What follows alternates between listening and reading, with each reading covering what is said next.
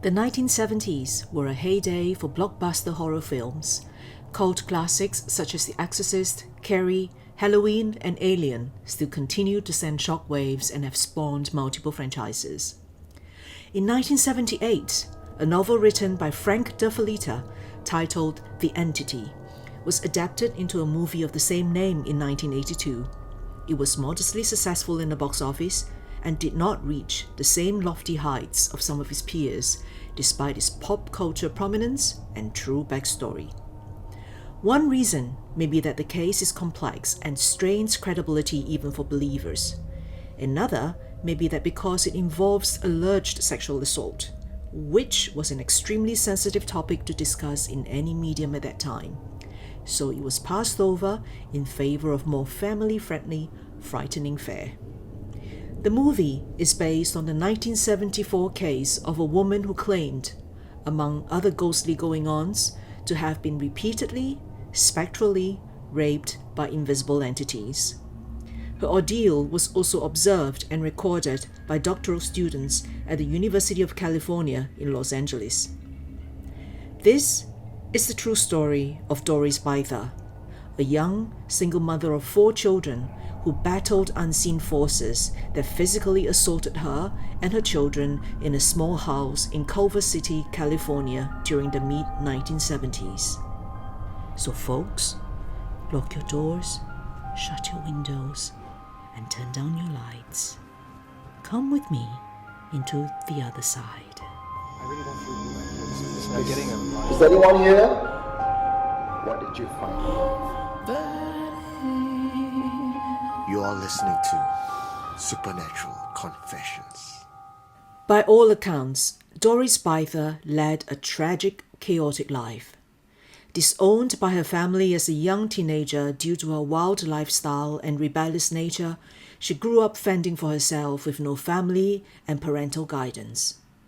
She started playing with Ouija boards and seances at a very early age, and mixing such practices with drugs and alcohol to quell the raging, irritable psyche within her.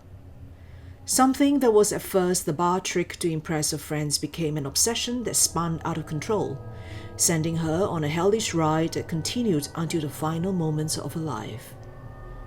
When she first moved into this house, she received a knock at the front door. An old Mexican woman in her 80s stood outside, looking very somber. You need to get out, the old woman said. I used to live in this old house back when it was just a farm when I was a little girl. There is something very evil here. This place is haunted. You must get out. The old Mexican woman left without saying another word. The warning unnerved Doris. A few months later, after that dire warning, the attacks began. Soon after the strange visit from that Mexican old woman, Doris and her sons began to see semi-transparent, human-shaped apparitions in their home. And most alarming of all, she claimed to be physically and sexually assaulted by them. Unable to contact the police due to her personal circumstances, Doris described these events to a female friend. An alcoholic drug user, Doris Bither had several failed relationships and lived a squalid life in a ramshackle home with her 3 boys, aged 10, 13, and 16, and a 6-year-old daughter, all fathered by different men. In fact, had this friend of hers, to whom she related the events to, not have had a chance encounter at a bookstore with paranormal investigator Barry Taff and his colleague Carrie Gaynor, the truth might never have been known. Taff went on to become a renowned parapsychologist, investigating over 4,000 paranormal cases over a 35-year career. The friend related Doris's experiences to them and asked if the pair could help the troubled woman. Intrigued, Taff and Gaynor began an investigation in the house on August 22, 1974. On arrival, they met a petite and gaunt-looking Doris living in a small house that was in shambles. Wretched living conditions and a tumultuous relationship between Doris and her sons was what the investigative team first observed. Doris described a troubled life of abuse going back to her childhood. She was very evasive about her age and even more cryptic about her background when she was interviewed.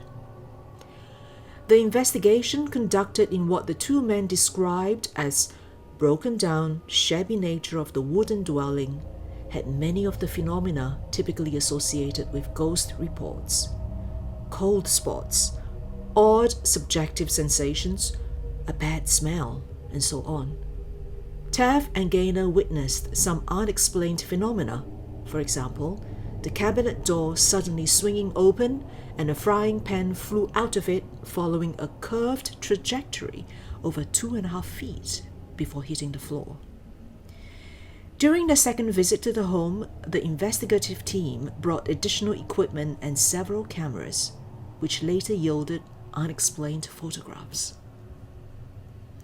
Doris's ghostly sexual assault claims, which are perhaps the most notable and lurid aspect of her story, was also a subset of a much larger series of ghostly events experienced by Doris, her children, and the investigators. Barry Taft, the chief investigator who was then a doctoral student, wrote in his book decades later,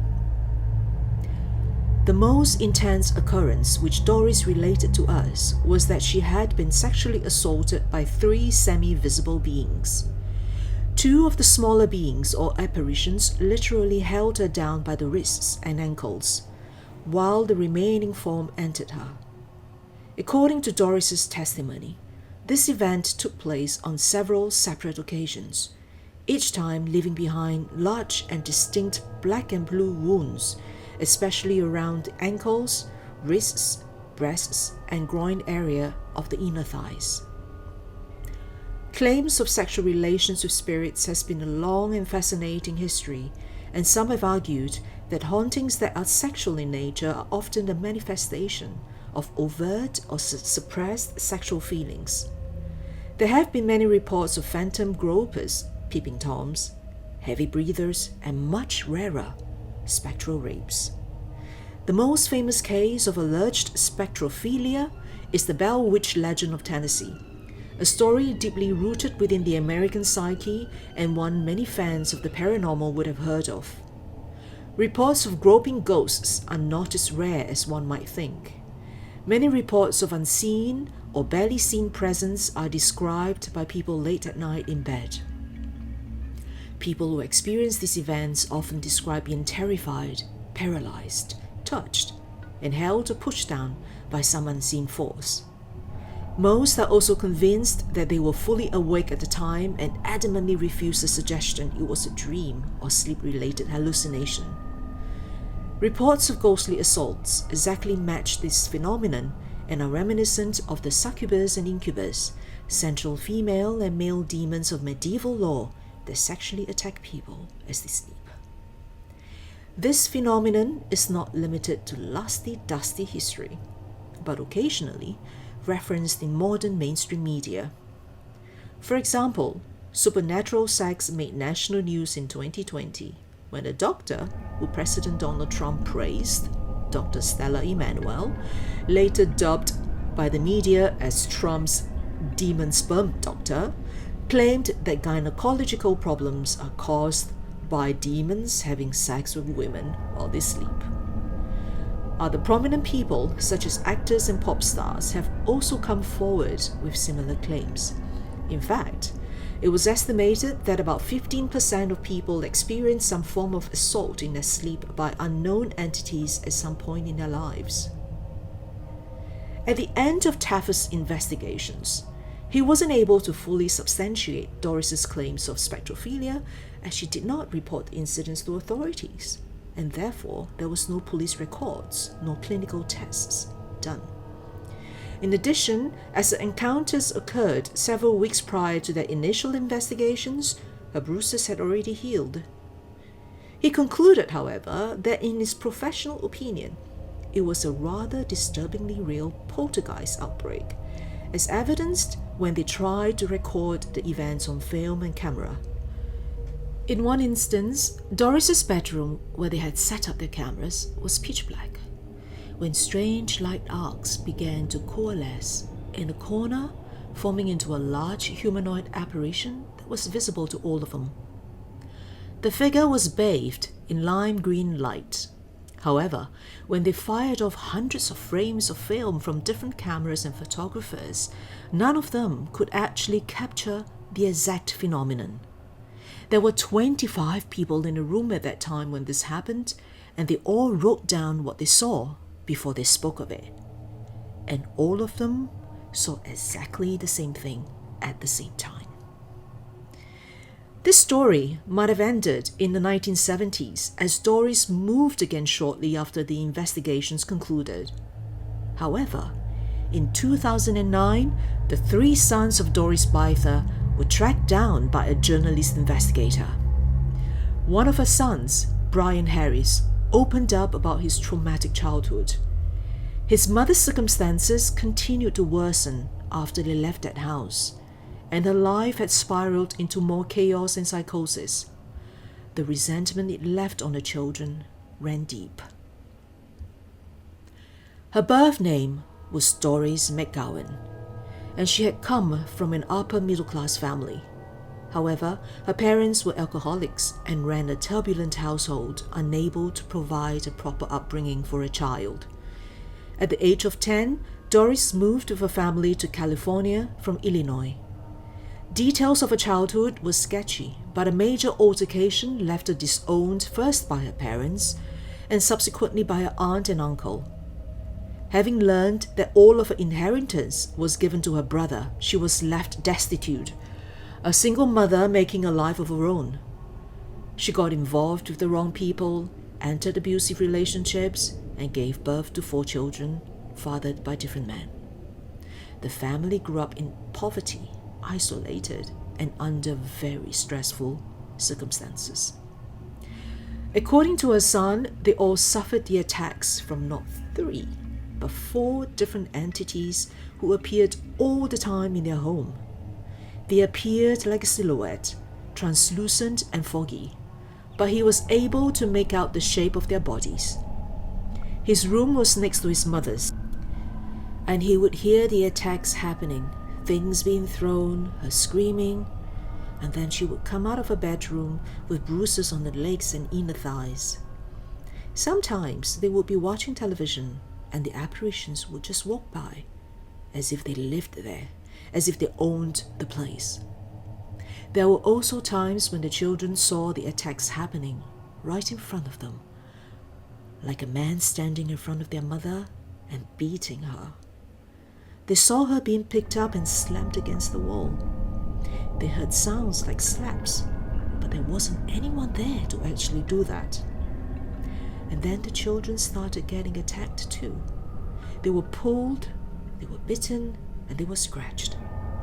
One of the boys tried to intervene when he saw his mother being attacked, and he was thrown off by an invisible force. Over the years, many investigators have either affirmed the allegations as true or disproved them as poor investigation techniques and confirmation bias of a distressed, deprived family. Whatever the truth is, her life was indeed tragic, filled with desperation, isolation, and helplessness, and she died a haunted woman in 1999, alone in yet another squalid room. She was only 58. I really don't feel good. I'm getting a Is anyone here? What did you find? You are listening to Supernatural Confessions.